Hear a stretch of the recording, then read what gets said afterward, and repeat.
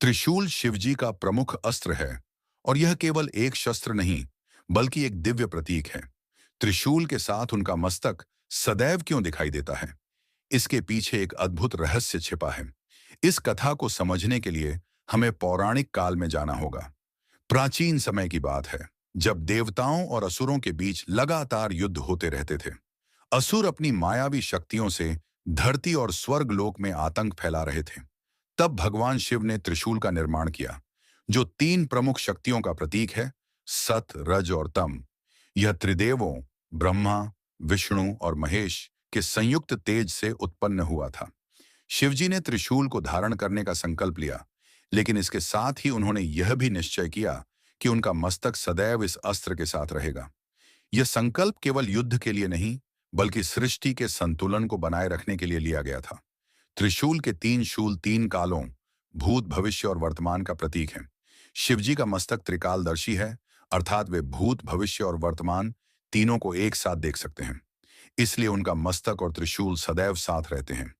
जिस प्रकार त्रिशूल के तीन शूल होते हैं, उसी प्रकार शिवजी के मस्तक पर तीसरा नेत्र स्थित है।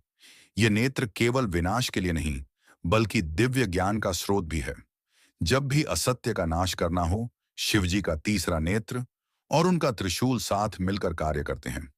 जब शिवजी क्रोधित होते हैं, तो उनकी जटाओं में बहने वाली गंगा शांत रखती है, लेकिन त्रिशूल उनकी ऊर्जा को नियंत्रित करता है।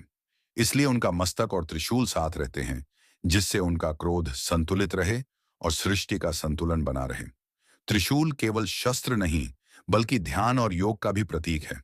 शिव का मस्तक ध्यान मग्न रहता है और त्रिशूल उनकी ऊर्जा को नियंत्रित करता है। यह दिखाता है कि हमें जीवन में शक्ति और शांति दोनों का संतुलन बनाए रखना चाहिए। शिवजी का मस्तक और त्रिशूल साथ रहने का कारण केवल युद्ध या संहार नहीं, बल्कि सृष्टि के संतुलन का गूढ़ रहस्य है। यह त्रिकालदर्शिता, ऊर्जा संतुलन, क्रोध नियंत्रण और योग साधना का अद्भुत प्रतीक है।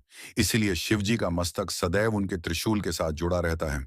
त्रिशूल शिव का सिर्फ अस्त्र नहीं, सृष्टि के संतुलन का माध्यम है और शिव का मस्तक इस संतुलन का स्वामी।